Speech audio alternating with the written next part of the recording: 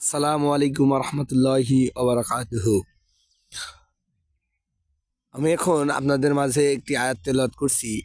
তারপরে এই আয়াতের সম্পর্কে কিছু কথা বলবো। আয়াতটা হলো ফাইন্না মাল উসরি ইসর। এই এটি হলো সূরা ইনশিরার ৫তম আয়াত। আল্লাহ তাআলা বলেছেন, কষ্টের পরেই নিশ্চয়ই স্বস্তি আছে, কষ্টের পরেই সুখ আছে।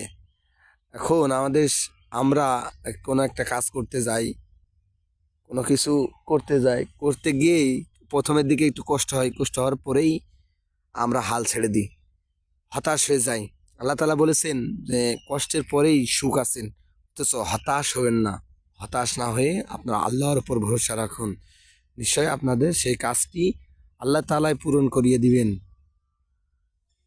আমাদের জানার ও বোঝার এবং এই আয়াতের সম্পর্কে তেলাওয়াত করার ও ইবাদত করার তৌফিক দান করুক আল্লাহ তাআলা।